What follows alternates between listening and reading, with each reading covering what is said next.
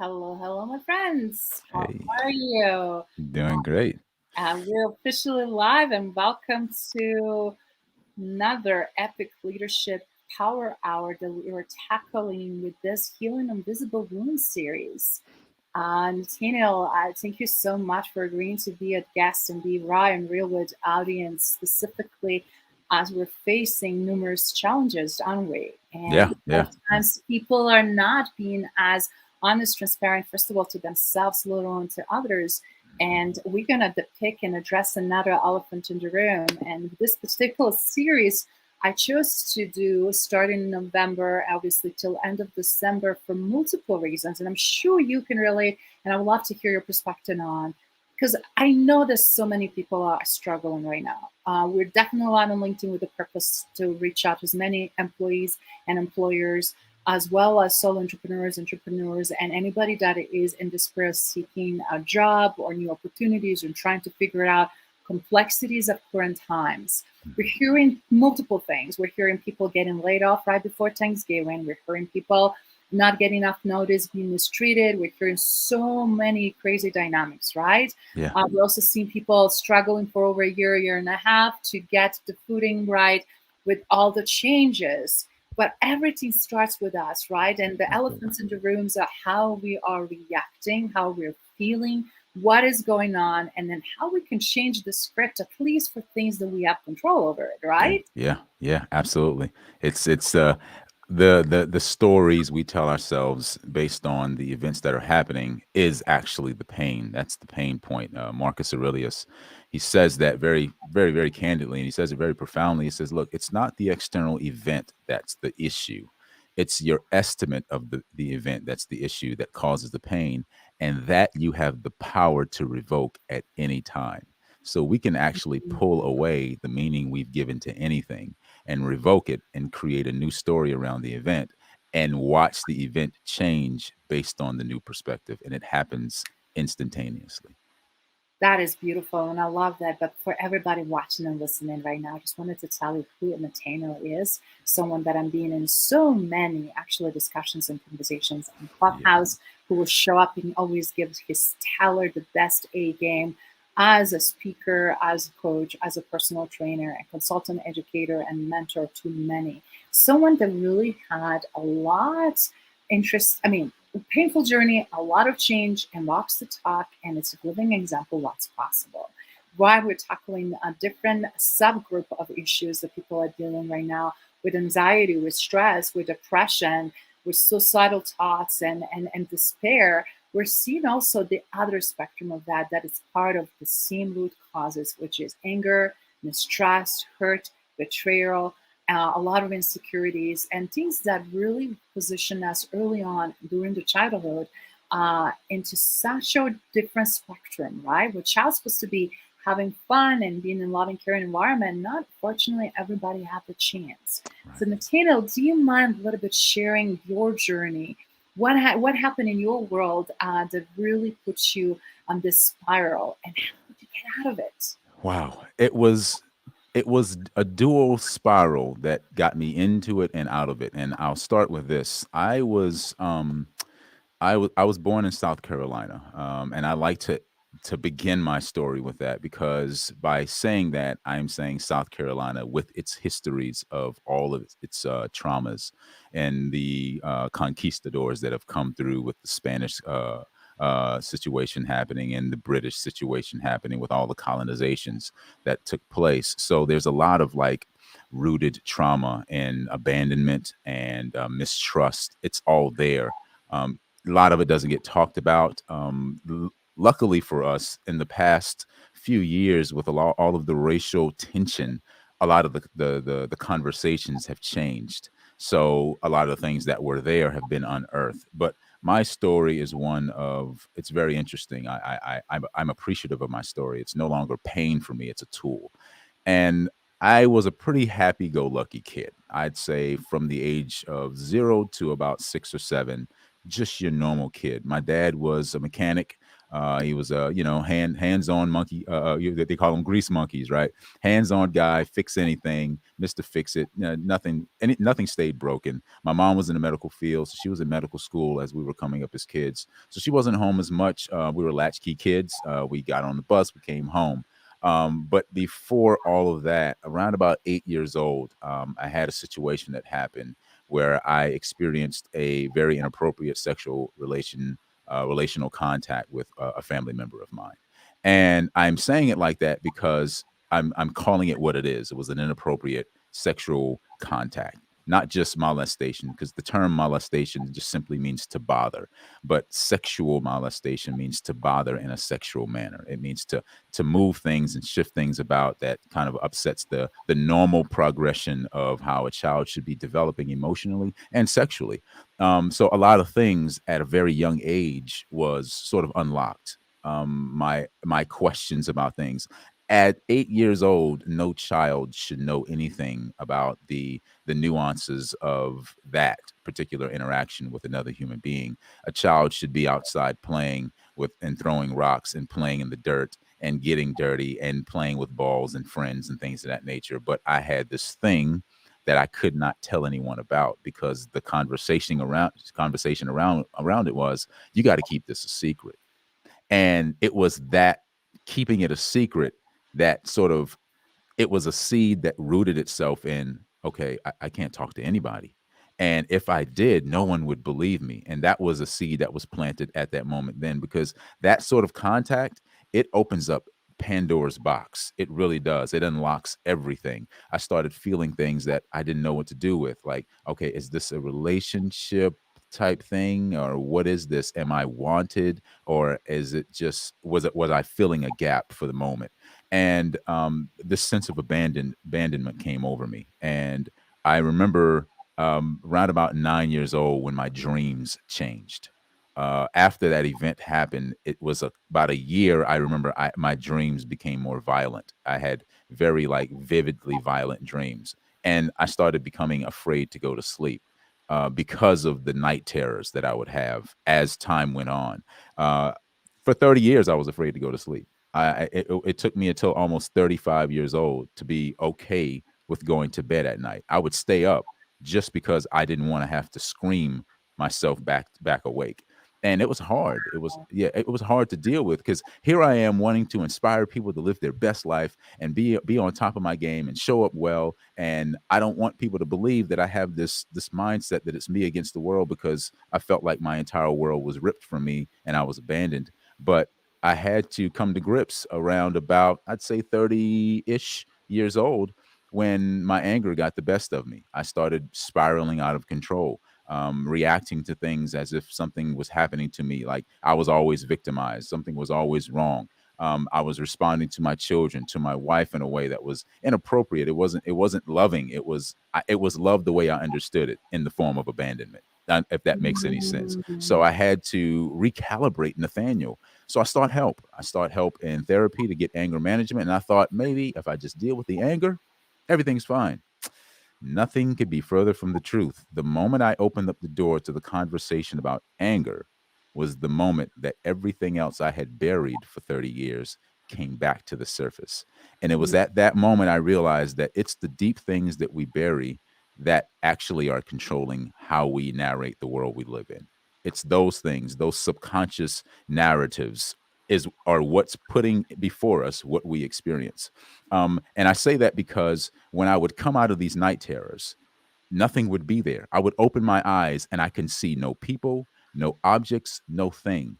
And Mm. I'd have to reset myself so that objects and people can be recognized, which let me know that the subconscious mind is creating things for it to have an interaction with the natural world. Otherwise, I don't have one. And my reaction to the natural world was based on a story that I was telling about the world based on an event that was a pain point. So, That is so powerful. If you don't mind, go just a ahead. second to break that down further for us, for our listeners and people that are watching. But then, thank you so much for saying hello and being here with us, and Yeah, we appreciate you. If you yeah. have any specific questions, please don't hesitate to share.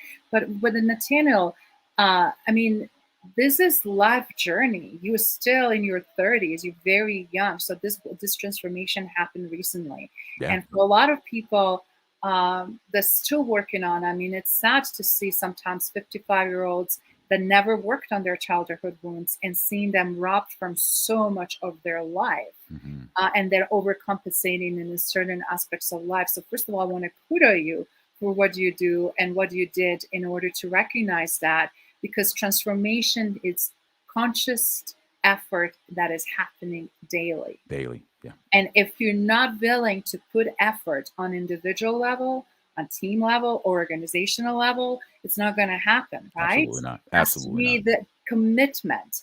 Yeah. Second thing I just want to highlight here, how important this is to be real about it, to understand, because it's so easy to manipulate a development of child and their little minds. And how many children are being held hostage as a result of that, right? Absolutely. Absolutely. And how much we see also sexual misconducts in a workplace today, adults to adults, right? Yeah. Not anymore Absolutely. adults to child, and that changed the dynamics. And reason why we're addressing these elephants again is because they're so relevant. Yeah. They're happening in our society more than they're reported, more than we wanted to talk about or recognize and acknowledge. And further we go by undercovering this, it's going to make a tremendous positive shift. Absolutely. Absolutely. The more we're willing, it really takes a willingness. And you got to set the intention that says, I will become who I will become, but I will also do the work that it takes for me to get there, whatever that there is, whatever that point is, that target is, and be willing to settle into the stress of the process for, as the Japanese Zen art of archery would say, for the arrow to shoot itself. If you study Japanese Zen archery, you don't actually let the arrow go for it to hit the target. What you do is you pull the bow back and you become one with the tension in the moment.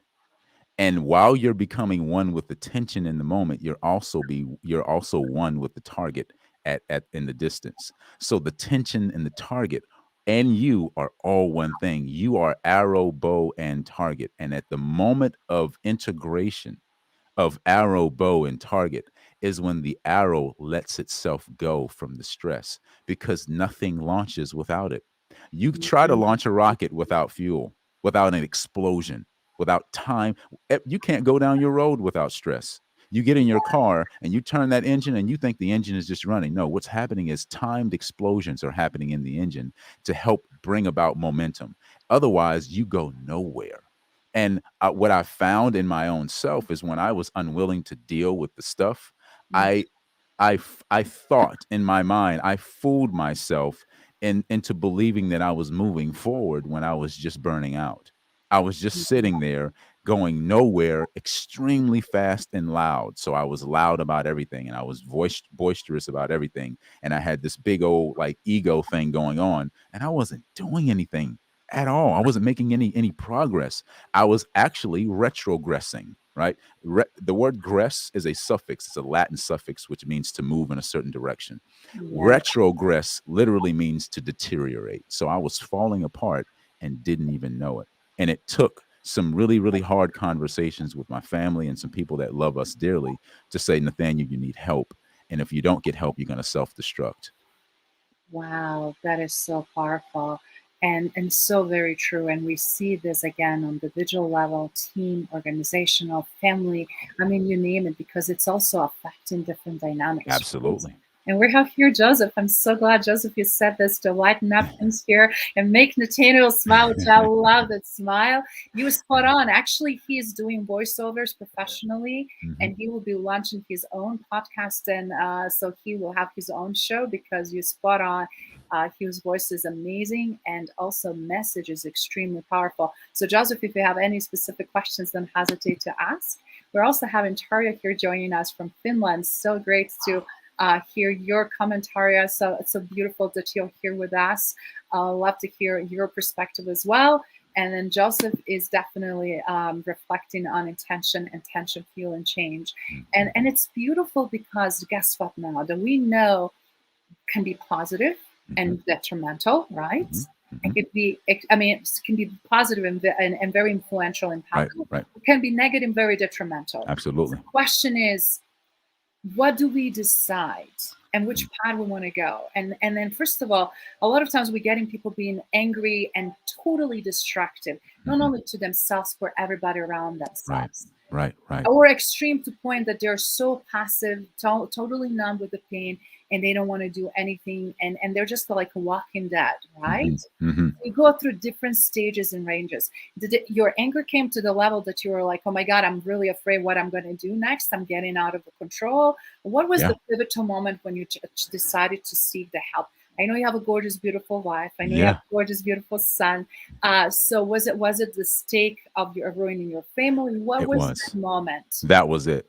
We had one of the biggest arguments we had ever had in our relationship, and we ended up having to separate for 30 days. I left the home and went into like an extended stay hotel room, and I got back into Nathaniel, and I had to deal with, at the best of my ability, while going through some of the counseling sessions, to the best of my ability, deal with some of those inner issues that I had allowed to fester and I was unwilling to talk about. And I thought I would be strong enough. See, that's the illusion. I fooled myself into believing that I was strong enough to handle it, and I wasn't.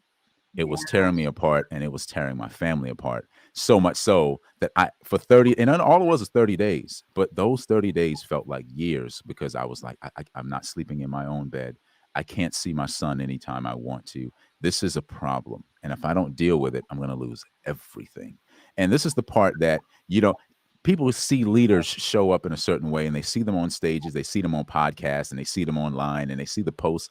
And unfortunately, social media has abbreviated the processes amongst the leaders. They've shown what people what it can be, but they don't show the process that it took to get there. And this is me Very tell true. go ahead. Or This is me. sometimes falsely representing Right, that they're in a exactly. better place than they are. And we know later on with scandals and Yep, issues and background yep, story that they yep. were faking it, they were lying, they were not Absolutely. authentic. Absolutely. And this is I'm challenging myself to show up differently, because if I am unwilling to talk about my wounds, then how can I present to you healing? I cannot present a tool for healing if I'm not willing to bear my wounds before you. What's the most powerful symbolism we'll ever have is the symbolism of Yeshua in the scriptures, where he says to the doubter in Thomas, "Okay, I understand you have some questions about the situation, but I want you to take your hands and place them in the holes of my hand, so I can assure you that I've been through some stuff and I can help you out of this place." See, we all have a stigmata moment. All have a moment where we've been crucified by something in our past. We've all had a moment where things have spiraled out of control, and we've unraveled, we've deteriorated. But the deterioration isn't necessarily to destroy you, it's to reveal you. Rumi says that the cracks in you is where the light comes out. But also to rebuild you. Absolutely. And that is You what, as obviously expertise in transformation on individual, team, and organizational level, very few, specifically modern time with the speed, with instant gratification, with outer that is so easy to mask inner, right? Absolutely. Yeah, yeah. Very few people consciously chose and decide that. But Mhm. it's amazing when you decide the journey and start the journey and stay with the journey. What insane results Oh are my there? gosh. Oh How my much you gosh. self-discover, Yeah, who do you became, yeah. and how amazing impact influence naturally occurs as a result of it. Absolutely, absolutely. Oh, I love that. I love that statement. I've found that anytime you find yourself built in a place, always be grateful for what broke you down. Always be grateful for that thing that unraveled you. Like you hit it right on the head. The buildup is everything, but you don't build up from high up and down. You don't build a skyscraper from the top down. You build it from the bottom up, which means you got to level things out. You got to mess with the grade of the land. You got to make sure that everything is like, everything is at homeostasis first before you start laying pouring concrete in the foundation, because at that point the concretization of it all is how the building is going to settle. If the foundation is unleveled, if it's uncured, if the cement is uncured, then you'll have a faulty structure. You won't be settled, and you'll easily topple over at the most. A grain of salt will tip the scale for you. You won't be able to show up, like you said, in the meeting room and the bedroom. You won't be able to show up in these places and not be and be able to be strong and be able to be authentic and be empathetic if it's necessary. Whatever those tool sets and skill sets need to happen in those places, you want to be able to show up in a way that says my foundation is firm in who I am, and I'm going to show up in the most authentic way possible because I know that I have been unraveled to the point of being built up to stand here and be firm in it. I love that. And then again, for everybody watching and listening, and specifically the ones that are now seeing magnitude of unraveling during COVID that just triggered what was already beneath the surface. We see that in families, we see that with individuals, in the business, with the companies, right? Mm-hmm, All of mm-hmm. those foundations, all things that we will advocate and then promote with the vision, with the statement, with the mission, what we're all about, what we value, but in reality, what we do on a daily basis was huge disjoined, disconnected Mm-hmm, elements that really mm-hmm. could not really bring others to cheer, to support, and be part of it. Right. Now we're seeing Absolutely. massive exodus of talent from toxic organization because the level of toxicity came to such a pivotal moment that people start realizing if I continue, I'm going to die. Yeah. If I continue one more day being around this angry, frustrated, uh, people that are acting out, misbehaving, I don't know if I can make it. And then on Yeah. top of it, if you don't have stability at home, a lot of people faced so much despair. And of Oh, course, yeah. then despair and a worse form of depression start kicking in. Absolutely. Absolutely. And as you know, Nathaniel, right now we're seeing interesting trends that are happening not only with adults but also with the youth. We Yeah. have the highest percentage of teenagers committing suicide Yeah. because they don't feel understood, supported, isolated, and parents, frankly, don't know how to handle them Right. Right. because they don't know how to handle themselves, right? Right. There you go. Great father. How can you be great father and role model when you, as they say, still figuring out the basics, essentials? What Yeah. are you then modeling to those teenagers that are really, really having a hard time, right? Yeah. The Right. other thing is also we've seen a lot happening with 55 to 65 adults, right? Specifically, actually male. And a lot of Mm-hmm. times people think, oh yeah, those are the veterans, but not necessarily, not just because No. they experience severe level of trauma in combat that automatically means that is the number one and most targeted group that will Right. do such a thing. It Right. is also all those executives and leaders that had always so much going on and that could get away with so much in the past Right. that build up to the point that are having severe addiction, severe lashing and Mm-hmm. misbehavior, and now Mm-hmm. being called out as a predators, either sexually, emotionally, Yeah. and so many levels because they don't know now how to change because for so long they got away with that type of behavior. Right. Absolutely. It's the idea of everyone needs to learn the art of fasting. And it's not just about doing away with food. What fasting is for, and the way I understand it and the way I do it within my own life, is that you do away with the thing that you say you can't live without. Ah, Whatever that thing is that you say, I don't care if you're a leader in an organization or just a husband going to work, to a blue collar man or a female going to work every day. It doesn't matter. Whatever that thing is that you say, well, I can't do that. I can't live without that. I need this in order to function. You're addicted to something and it's controlling you, and it's a drug, and you need to let go of it for a season, just long enough so that you lose the taste for it. And once the taste is gone, watch what happens to your life and watch what replaces it, because it's very essential that you be willing to remove the thing that you're addicted to, yeah. but then replace it with something that's more productive, so it pushes you forward.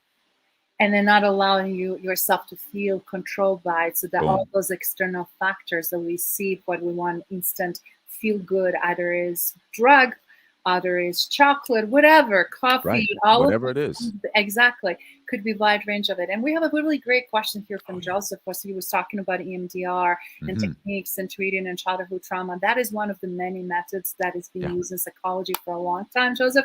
So Yeah. you're spot on, and it's a great, yes, both of us are familiar with that. Yeah. Yeah. But works in different ways with children versus adults. Right. Childhood drama that have been perpetuated for decades, like in Nathaniel case, are requiring much more substantial components of it. And we also have in here Taria commenting, thank you, Taria, and with her background in psychology. So it's such a great way to hear her voice as well, coming all the way from Europe and staying with us this evening to be part of it, because we're always looking and trying to get a pulse of the world, right? Yeah, What's yeah, going on in the world, yeah. because we live in global economy. Mm-hmm. And all the factors, even though we feel that we're remote, affect us. Mm-hmm. I remember the summer fires were in California and other parts of the country, and we didn't have a fire in Colorado at that time, but the smoke that came and stayed in the Yeah. valley, we were voted for a couple of consecutive days as the most polluted city in the world.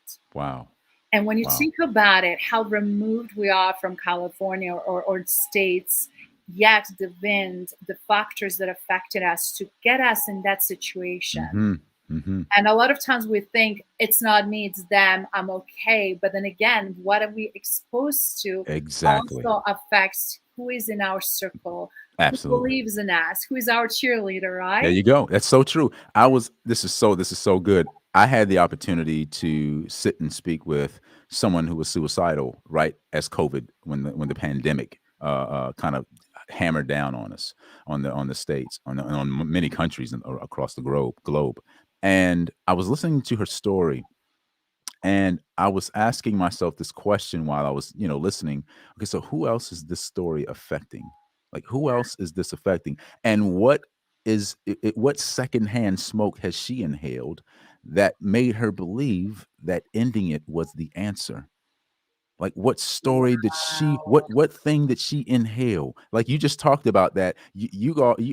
Colorado experienced the residual from an event that was miles away, hundreds of miles away. And you didn't have to be in the fire to be a part of the story of the fire happening. So Yes. our stories, our events, leadership, I don't care if you're a leader, if you're a parent, or just a child going to school, everything that how you're engaging the world is affecting someone, because you're writing a story and someone has to play those characters. Someone is in there to experience what you're experiencing, and they're experiencing the secondhand smoke of what you've lit, what you've ignited in yourself, in your environment. So you're affecting that sphere of influence. So a leader goes to the boardroom and he brings the pain from home in the boardroom. So if he's losing control at home, or if she's losing control at home, then she shows up, or he shows up in the meeting room with this facade of control, when there's really this inferiority complex that's happening.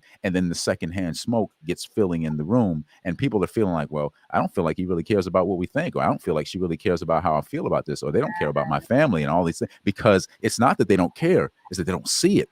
The smoke is clouding the room.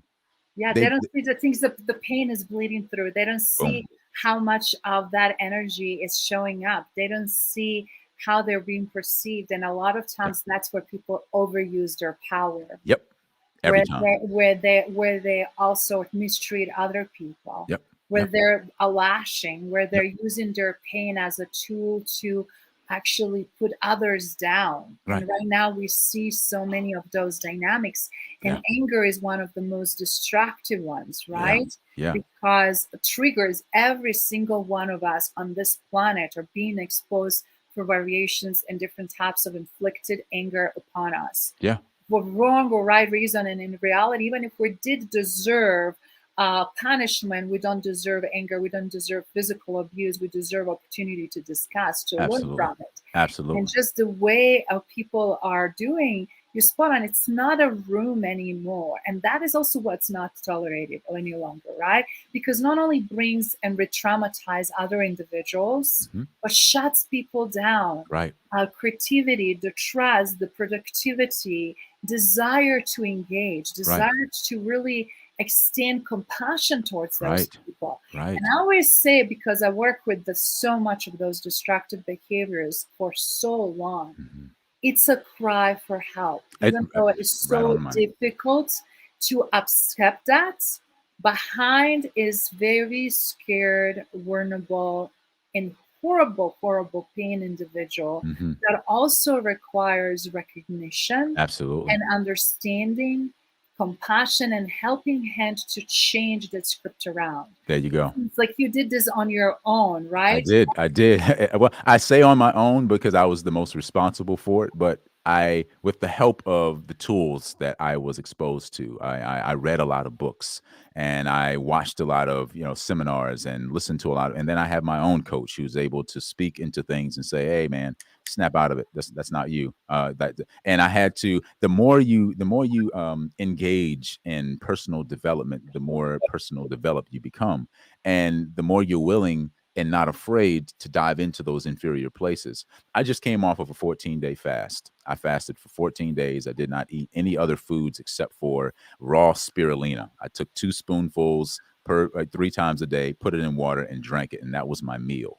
And what I found out about Nathaniel within the last 14 days was worth thousands of years of information. Because I said this in a previous conversation. I said all of us are showing up in the moment, but we're not isolated from every year, every event that has happened in our DNA for the past 250,000 years of human history. All of it, the entire story of it, is sitting in the room with you. And you have the responsibility in the moment to process every last event in whatever way that's possible, whatever thing that didn't get resolved, whatever that thing is. And nowadays, you've got CEOs going to ayahuasca ceremonies to deal with those inner issues because they know that if they don't deal with it, it's gonna cause them to self-destruct. Well, that's what came up. Those things that came up in me was like, wait a minute, you stuffed this frustration for a long time. Now you've got to bring things back to equilibrium. And something that Jordan Peterson said that kind of triggered something for me. He said, men need to become monsters and then learn to tame that beast. And during the 14 days, I got reintroduced to the beast in Nathaniel. And not that I was just angry at everything. It's like, man, I'm really frustrated emotionally. Why am I so upset? Why does it feel like something is like, ugh? And I was like, I'm being calibrated. This calibration thing is happening, and I am understanding now that it's necessary, male or female, to deal with the darkness in a way that looks like the yin and yang symbol, where the darkness and light have a space to exist among one another and is the backdrops for each thing to have its own place to express and be articulate in it. So I must be as articulate as a man of peace as I am as a man of war, and be ready in whatever situation to deal in that capacity. That's why you study martial arts. You study martial arts not so you can go out here starting fights, so that you learn how to respond to experiences that come to transgress your boundaries. Go ahead, Isabella. That is so powerful, and I'm so glad you touched on, because I wanted to go and dive a little bit deeper, if we may, because this is a very interesting connection, right? Because as you know, I was writing the blog, an actual article for Forbes about legacy DNA, that it's coming up specifically just addressing legacy, but ultimately starts with DNA that we have on individual level, and that it's not only detoxing from toxins, but as you said, it's opportunity to detox of all the baggage and everything you hold, and as you said, unleash your internal power in a ways that you don't even know, and then see how powerful you are, but then also Absolutely. how you self-regulate, how you build that emotional capacity, so you're not getting triggered, so you're not projecting old story or similar story because of the relationships or whatever might be scenario. Right. So it's very interesting. I had a conversation with multiple doctors recently, and what we're looking at is interesting trends, right? We have our own individual DNA that, with exposure to, let's say, unprotected sex or too many partners, which a lot of people are actually more sex addicts than they're willing to admit. Yeah. But you constantly altering that. You're taking on others people's pain, and you're taking on others people's toxicity too. But people also don't realize how that is important. Then as an Absolutely. individual, however you are, you're in DNA that is actually showing up, even though you may not have that level of contact, but then you bring in that to the team dynamics, because that is how you show up. That is Right. what your triggers are. That's your moodiness. That's your whatever might be the case, right? Right. And then also the level of separations. Sometimes people create artificial separation because of the fear, but also sense of self-importance. And as a result, it's hard to connect. It's hard to collaborate. It's hard Yeah. to actually live around that person.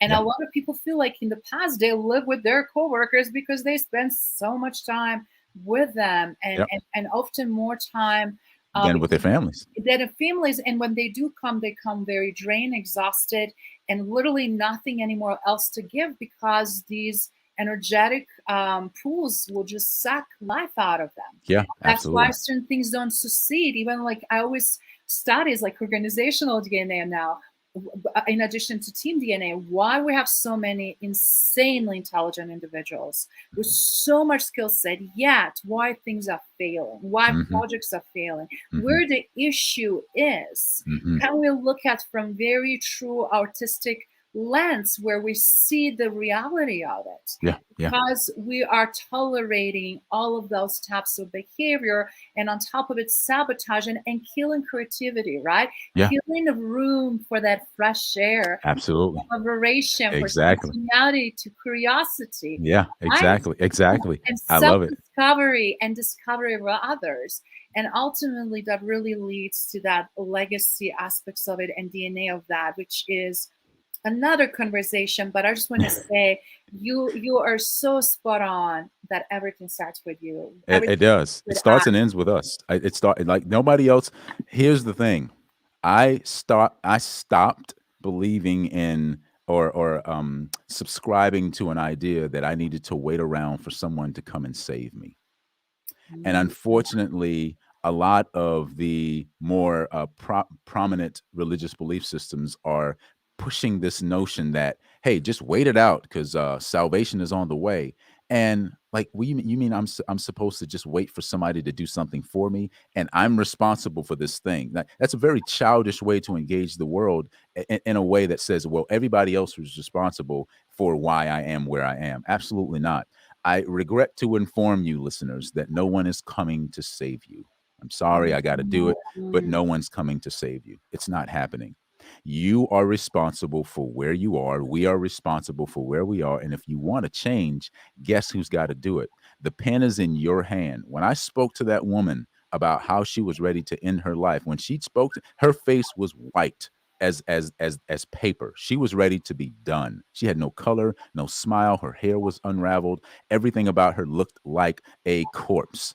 But when I was able to ignite in her the author, when I made her recognize, I said, what I said to her as I clapped when she told me what she was going to do, I said, "Congratulations, you're an amazing storyteller. Now let's write a new one." And what I did was I handed her a pen. She realized, like, wait a minute, I can change this story.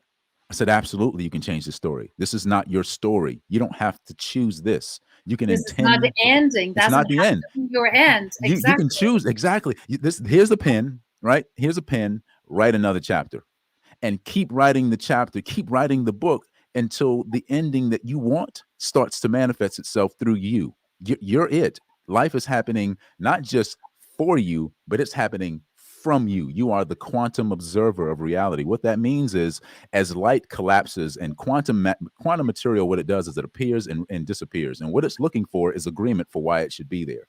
So scientists have discovered that the universe gives you more of what you're looking for. So the more you discover, the more you look for, the more what's being discovered shows up in the world.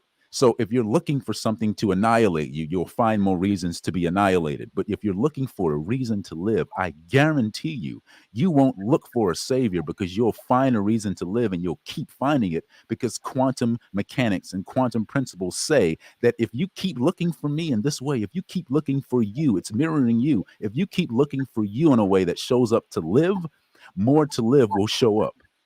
Go ahead, I Isabella. love it. I absolutely love it. And I love that passion. And I love that curiosity, because I always remember, and I capture that in many of my conversations, that I look at the world with curiosity of a 5 years old girl that I once knew. And Hmm. even though horrible events, a million reasons to look at through the different way, I is like, and they're always like, Isabella, based on what you've been through, how you can still be so optimistic, so positive. And it's like those experiences taught me millions of lessons, and they gave me the wisdom, but they're not stopping what of the trajectory of the process of what I'm thinking at the moment. And we're Right. having some really great questions here. How Yeah, is let's do it. entering into your ability of self-limiting thoughts and stories? And Joseph, you spot on. We have to, right? Because just because we experience and we're exposed to them, we don't stay in that environment, right? Right. We have Right. a choice to rewrite the script, exactly what just Nathaniel said, and that's what he did after so long. And if Mhm. he can do it for Yeah. something that was being part of his DNA, part of his shame and guilt, and part of his own insecurities, and part of his anger, and anger is collective because you didn't have a chance to voice it, Express. to Exactly. express it. Every time we cannot express, I remember when I was exposed to torture and genocide and war and ethnic cleansing in my country, I could not express it, and I built anger, and I just saw it how easy it is to get out of the control.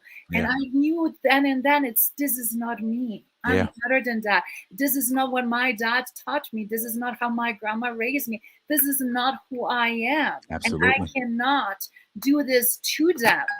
If, Right. if I would do this to me, because I cannot do this to them, I made my promise. And I Yeah. remember why they were giving me these early packs, no matter what happens in life, you're gonna do X, Y, and Z. And I'm like, why are they telling me? When you're 5 and 6 year old, you don't Yeah. have no idea what Right. they're Right. actually preparing you for, Yeah, yeah, right? absolutely, absolutely. You're a seed, and unfortunately, the blueprint is there. You just have to be realized. That's the beauty.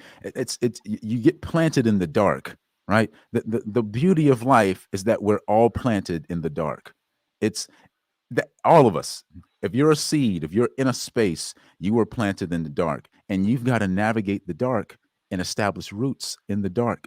All the things that happen to a plant that make it solid, to make it what it should be, isn't what comes out of the ground. It's what it does and how it subscribes to the darkness and how it masters. You've got to master the dark places first before you show yourself fruitful in the light. And what you're talking about is maybe seeing the genocide and seeing the ethnic cleansing and all the things that have happened. Like, so many things are traumatic experiences that are in our cultural DNA that are there. These are dark places, and they're necessary for us to be fruitful. No tree without roots is going to be fruitful. As a matter of fact, you won't have a tree. You put a seed in the ground and you keep uprooting it to see if it actually establishes roots, and watch how long it takes for it to be fruitful. The key here is that you plant it and you forget it and you water it. You keep it there. You keep the climate well. You keep the soil damp enough. You let it stress. I learned something from a guy that works here on our farm. He's an older gentleman, about 80 years old. And he says, you got to let the tree stress itself out so it'll dig itself deeper into the ground to find water. Stress Wow. initiates root growth so that the Or roots, problem or difficulty boom, comes to be resourceful, to think outside of the box, to boom. find different ways instead of following everybody else and thinking linearly, or There you go. expecting that There you go. everybody's journey should be the same. So if There I you didn't go. do certain things by certain age, I'm either failing, I'm a loser, I'm not worthy, or whatever stories we're telling. Or just because my boss is mistreating me and because he doesn't see the value, or he actually sees the value but pushes the value down Right. because he doesn't want to give you the power back, right? Or Right. power play. We see all these very, very interesting intricacies around exactly that. Yeah. Until we really realize self-worth, right? We will Yeah. never know what we're capable of. And I love what Taria said. And Taria, by the way, I just wanted to tell you, you are invited to be a next guest on this a series before end of the year, sweetheart. I cannot wait to have you also to share your words of wisdom. And I love what you just said, how important to think to include in our in-group on these bases, trying to be brought into a circle of in-group of the peace of powerful people, yes, and compassionate people, and demonstrate what that looks like. Because when we have that inner circle, we're much more stronger, we're much more capable, and we can do so much. We're Yeah. unstoppable. Absolutely. That's Absolutely. why people like Nathaniel, that's why every single guest in this series, guys, the limited edition for this time of the year when people struggle the most, specifically United States, Yeah. in other parts of the world, Yeah. when fragmented, broken families, when domestic violence, abuse, a lot of incapabilities to really deal, or energy or right ways to solve these complex issues, when people shut down, when male feel like they cannot show the vulnerability, where Right. there's so much is happening, right? Yeah. We Yeah. have the opportunity to show what is possible and change the script. And I love what Nathaniel did to help to save his friend, to not commit suicide, to help her to rewrite her story. Right. He rewrote his own story to save himself in order to save his family. Absolutely. We have the tools, Isabella. The tool is we come with the entire blueprint. As a matter of fact, there is no recognition of anything without us here. Like there, like I'm looking at Joseph's question, and he talked about how do you rewrite that story, and do I believe in a higher power? I believe in a creator of everything, and that I believe that creator is in everything. Not that I'm believing in some being somewhere sitting on some throne in some space and time dimension. What I believe is that we are all an expression of said creator. That means that there is no realization of creator without us being here to tell the stories of its being, its happening. We are here as conduits of for Yeah. creator to happen, because the most powerful thing I ever read is in Genesis, where it says that the spirit of Elohim was walking in the garden with Adam. And it's one of those things that's kind of passed over in a lot of sectors, because nobody wants to tackle things from a really deep heavy word study. And I did a word study on it. It actually says walk there is not thing. The word walk there means to happen. So the creator was not just walking with Adam, the creator was happening as Adam in the garden. So that puts a whole different light, because we're looking for some other thing somewhere, when the thing we're looking for is looking at us in the mirror. We are the creators, the destroyers, the organizers of our reality. The God, the generator, organizer, destroyer of reality, is sitting in your seat. It's in your car driving. It's in the mirror putting on makeup. It's in the shower. It's all us. We create the reality, and then we rope people in to experience it with us. So we have families, and we have friends, and we have work colleagues, and constituents in politics, or whatever that thing is. It's all a part of a ploy, a plot. That's why it's called employment. Ploy. Plot. You're within a play. You're playing a part in someone's story. So we're all living this thing out, and the creator is doing it with us, as us, in us, as a responsible participant in the universe. And through us and all the expressions, because all of us, I believe, strongly came here with a specific purpose, Right. right? That's why so much people are awakening to the fact: am I fulfilling my destiny? What's Right. one destined to do? Am I on the right trajectory? What I want to be known for? Right. What I wanted to be my legacy? What I wanted to be recognized for? What I wanted to do while I can? And right now, I'm pushing it forward, and more elements that a lot of times people would think: what happens when we're passed away, and how we're going to be remembered, and what we accomplished through whatever material things, or whatever might be the case. The Right. reality is, right now, we can live our own legacies as we are still alive, and very much so young and capable and able. Because why it's so important? Because that is reflection that we are doing the right Right. thing, Right. that we're Right. doing exactly what we're meant to be, what's our Absolutely. purpose, what's our goal, and how Absolutely. we are then helping and impacting others. Again, Absolutely. for everybody on LinkedIn that is watching, listening, that is sharing with their colleagues, that is going to be also engaging in. I know many of you also reach, and I know that this series became very popular, even though it's third episode, and based on comments and feedback that I received, because it's needed. We're Mhm. addressing elephants right Right. now that so many organizations gloss over, because Mhm. they go right away to the business. They That's go right. to the bottom line. They go to Right. the financials. And we understand that. But if we create the room and not suffocate opportunity to treat people, as Right. living human beings, Right. Right. and Right. let them be in an environment that they can be ultimately the best Absolutely. versions of themselves, Boom. Right on the money. everything else will follow. Sure will. If Sure we will. treat them with dignity, if we treat them with the respect, we can't anymore, just because of title and position, demand that type of treatment, but Right. yet not extend and give it back to the others. Absolutely. Doesn't work that way. That's absolutely. Dr. Steve Young says, if agreement is the currency for relationship in your business, then innovation is in trouble. And innovation requires that you be in this, you hold the space for humans to interact. It's an inclusive word.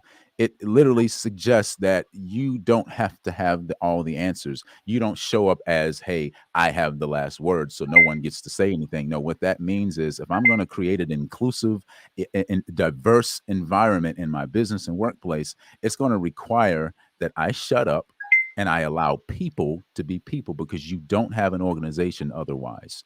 You Yeah. don't have a, there's no corporation without people. And I said this to a guy who was looking for some consulting a couple years ago, and he was like, well, we're kind of just looking for, you know, an organizational thing. I said, well, you don't do that without people. And if you don't develop the people now, then you can forget about the organization. And that probably was the best consulting he had ever had in his entire life. I bet, and something that's going to stay with him for the rest of his life, because reality is this: while we're having a hard time as a society to really look at the true problem and true cause of issue Mm-hmm. and then address it. Absolutely. And while we're dancing around the elephants that are suffocating us and killing everything that we actually need in order to succeed. Absolutely. And if that is the bottom line with desire, what is prerequisite for the bottom line to consistently provide and give and support and justify existence of every business? Mm-hmm. If we're Mm-hmm. here to exist and we want to persist in that existence, Mm-hmm. why we're doing that? What is the purpose, right? Mm-hmm. Mm-hmm. And it's Mm-hmm. not just being conscious, self-conscious, and consciously driven, and social, economically, politically, environmentally. It's more than that. What's the substance? What's the essence? What are we hiding behind all these artificial missions and visions, the values? If we Mm-hmm. don't see evidence of the value within the individual that is reinforcing Mm-hmm. it, Mm-hmm. Mm-hmm. why we're blatantly shaming ourselves by those actions and Mm-hmm. everybody else, why are we undermining others people Yeah. intelligence, Yeah. Yeah. Yeah. Yeah. And why we're that's oh my allowing God. that the outdated framework that Mm-hmm. doesn't have nothing to do with the leadership Absolutely. and doesn't have nothing to do to servitude and Yeah. greater good. You just hit it on the head. You just said it. That's the prerequisite, learning how to serve. Service to others is what we get rewarded on. Earl Nightingale says it best. He says, our reward in life is in direct correlation to our contribution, our service. So you only get what you earn through service. So you don't demand respect. You earn respect by serving others. And if you're going to lead anybody, you lead first through serving others. It doesn't happen any other way. And the two key points in serving is, number one, you got to be authentic and relatable. You got to get involved. Be concerned. The word concern is it's too Latin. It's a Latin compound word. Concerne. It means to be with the sifting. You got to sift life with the people you want to serve. You got to get into their stuff. Sometimes you got to hear some of the stuff that's going on at home, so you can know how to shift what's going on in the workplace. Maybe it's too much responsibility at the moment because it's triggering some things, and then they're not able to show up at their best self. It's okay. You can help that as a leader, right? If you're serving well, be authentic, be involved, be empathetic, right? Be in the space with them. Be empathetic. Feel what it feels like. Tap into your own experiences and be a part of that. And then number two, be accountable and be responsible. You can't lead anyone that you're not responsible to. Okay. If you're a leader, if you're a parent, if you're doing anything that puts you in a position where people are looking at you as the example, you are responsible to them. And therefore, you've got to be in that space. You got to fill that void, whatever that thing is, and be accountable to them. Really be in the sauce with them, because you can't lead them otherwise. Go ahead, Yes. Izabela. That is so brilliant, and I loved where where this conversation took a direction, and where it was going, and where it is at the moment. Because I want to take just a quick moment again, because what we started is with a concept of healing invisible wounds, addressing those huge elephants in the rooms that we sometimes suffocate ourselves in. Mm-hmm. But then when we start taking action and then really showing up differently, Yeah. what that creates and how amazing opportunities for others, for us to be seen, to Absolutely. eliminate that energy, to eliminate that huge, overwhelming vast, draining, exhausting, toxic, whatever you want to call it, and then to really let our light shine, and then for us to shine, to be the best versions of ourselves. Why it's so important? Absolutely. Again, Nathaniel said it powerfully. It's our responsibility. It's Yeah. nobody's else. Yep. If you don't have a desire and goal, then maybe you should revisit what you then can do so you can minimally negatively impact others, and keep that toxicity contained. Right. Right. That, because that also, it's a level of responsibility. Dwell Absolutely. in silence, or dwell in an environment where you are then not perpetuating and imposing the pain on others. So Yeah. the point you have when will be either too much pain, or just simply, whatever outcome you desire to be. But for Right. the trajectory of success, for trajectory to all of this, what we're seeing right now, how anger, how blame, how ridicule, how abuse, emotional, mental, physical, sexual, spiritual, Mm-hmm. organizational, right? Mm-hmm. Mm-hmm. It's really not anymore something that anybody has an appetite Mm-hmm. to be exposed to. Yeah. Seeing trends in working environments, people leaving jobs. Yeah. I'm seeing broken human resource channels. I'm seeing Oh jobs my gosh.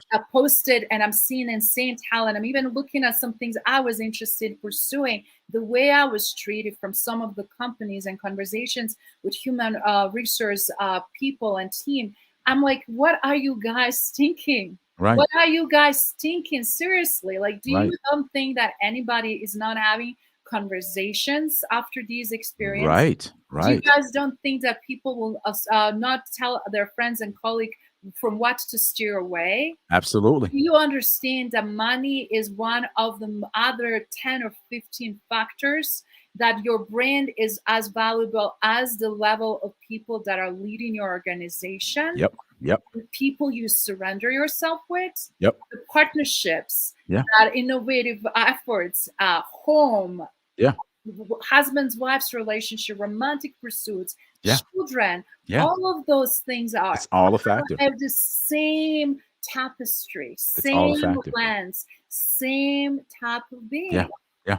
That's so good. If what if for a moment, if you're a leader, or if you're any type of organization leader, someone that's other people are looking to set the example and set order, what if for a moment you initiated what children do and play? Mm, The reason why I say that is because when we think of a play, we think of something that entertains us, that comes in and arrests us for a moment in time to experience something that we otherwise would not have experienced if we had not said yes to participate in the moment. And if every last one of these jobs out here, whether it's a gym, whether it's a grocery store or a department store or whatever that thing is, it's employment, as I said before, it's in a play. And what if the interview point process is that you're auditioning to be a part of it, and you know some people that work for them and they have a good rapport? Well, you only go to movies that have good reviews, right? You only go to plays on Broadway that have good reviews. Oh, so and so is acting in this play, I'm going to go here because they have the type of people that set the example that supports what I believe. It supports my values, and your values or your behavioral blueprints. It's how you will behave in business and in life. So whatever those values are, that's what you'll gravitate towards. So if your values are solid and they're rooted in human development and things of that nature, you'll find things that will support those values. Well, what if we just initiated play in the places, or only audition as an actor or actress in yes. the plays that you want to be a part of, and you want to be a part of telling the story for. Yes, so, so very true. And with that in mind, with the great comments, and I can't agree more, Joseph, with that love is the answer. And in true love, specific unconditional love, healthy love, not toxic love, non manipulative love, or whatever we call it love to Right. justify our actions. But Right. the love that we truly are, self loving towards ourselves Mm-hmm. first, Mm-hmm. and then coming from that loving space for others, and showing up and accepting people with their struggle, with their weaknesses, and recognizing where they're at, meeting people on the level where they're at, Yeah. right? Yeah. And then as a result, adjusting the language, or adjusting what we're asking or what we're expecting. Because Mm-hmm. every time we set up some set of expectations, always will be pain, Of friction, course. disappointment, right? Of But we course. set up the environment that they naturally want to do more and be more and desire to do more. Absolutely. That is the absolute magic that I'm seeing Absolutely. not only happening in personal lives, but is also happening in professional settings. Absolutely. Absolutely. You couldn't say that. That was the best way. Like, what's the investment you're making so that you're establishing something that everybody wants to be a part of? Orison Swett Martin, he says, there is no investment so great which will pay you so well as the effort to scatter sunshine and good cheer through your establishment.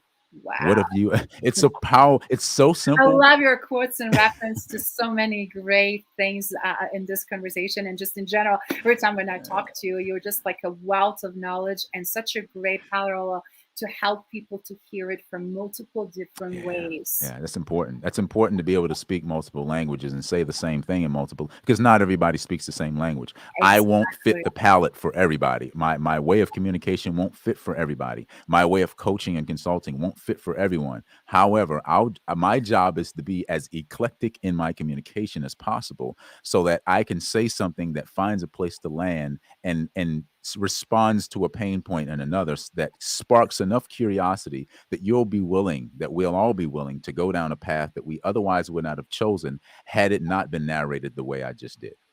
That is beautiful. And that is how do you bring that loving energy in everything you do, by being self-loving and loving as no matter what outer factors are there, and not Absolutely. letting to lose your peace and not letting to use yourself grounded and centered in being of that beautiful demonstration of the love, right? Right. Which is Absolutely. kindness, compassion, understanding, but also more than anything, that emotional capacity to deal with anything that life presents you with Absolutely. instead of reacting, to really be able to know when to pause, when to create a space, and Hmm. when to act. And Yep. true freedom is being responsible for your own action. Love your, Absolutely. thank you so much, Taria. We love your insights as well and your comments and Joseph's. You guys are pros in all of that. And thank you for collating amazing shares so far that we have here. So now we're getting very close to our close of this Hmm. Leadership Power Hour that really went very fast. Nathaniel, you always show up in such a great light, and I wanted to people to experience you because I had a chance to do that. And during our leadership roundtable Hmm. discussions on a wide range of topics, Yeah. and it's so beautiful to see how unselfishly someone young yet extremely wise and honest with its own struggle, Hmm. from Hmm. anger, from molestation to sexual abuse, to something that holds you hostage for so long. Hmm. When you found the breaking point, how did you then address it? How Hmm. did you realize how stakes are high? What are you going to lose? Your Hmm. beautiful wife, your beautiful child, your beautiful sense of community and home, and Hmm. sense of identity that Hmm. was important for you to not to jeopardize. Absolutely. So if Absolutely. anything, you guys hear, that is something to think about it. What is sacred for you that Hmm. you will never cross, that you Hmm. will never destroy and damage, that you will nurture, that you will preserve, that you will from there always in those darker moments go back to and say, this is either my why, or this is my deeper purpose and meaning. This Hmm. is my objective. This is my promise. This is to myself, or whatever might be the case. But Hmm. ultimately, how do you show up and how you lead the way? So Hmm. everybody again in larger corporations that are struggling with your talent, that you're struggling with yourself, how you show up. Are you Hmm. serving? Are you supporting?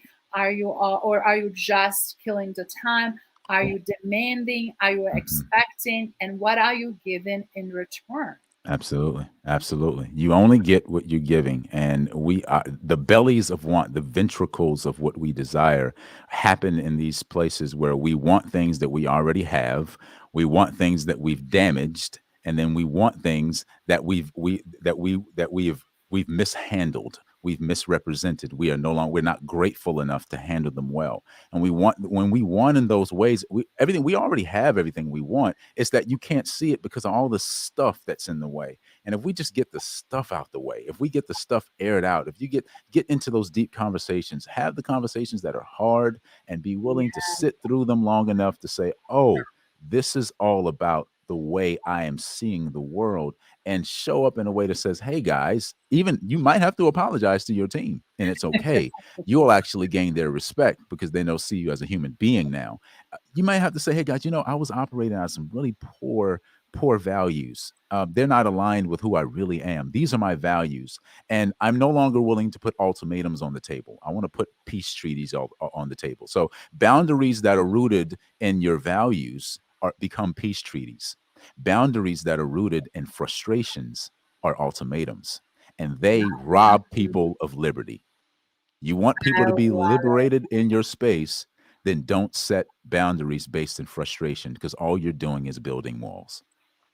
That is so beautiful and such a great remark for the closing. And I just want to say again, for everyone that has been watching, that has been commenting, thank you so much, Taria, for being again with us throughout the whole episode as well. Joseph, you had a phenomenal questions and engagement, and everyone else.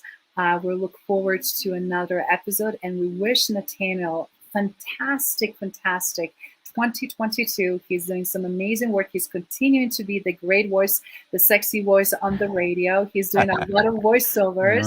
Yeah. He's also going to be launching his podcast. I cannot wait for him to unveil that. I cannot wait to see where he can now, when he's stepping into his own power and stepping into what he is here, why he's here in first place, to unfold his own destiny and where he's headed to really create his amazing legacy. So guys, stay tuned. We'll have him back. And Nathaniel, wish you phenomenal rest of the day. And I cannot wait to see what you have to surprise us with. I'm looking forward to it. Looking forward to it, Izabela. Thank you so much. Thank you to your listeners. Thank you to your following. Thank you to everyone that's been engaging with us today. And I look forward to impacting more lives. Thank you.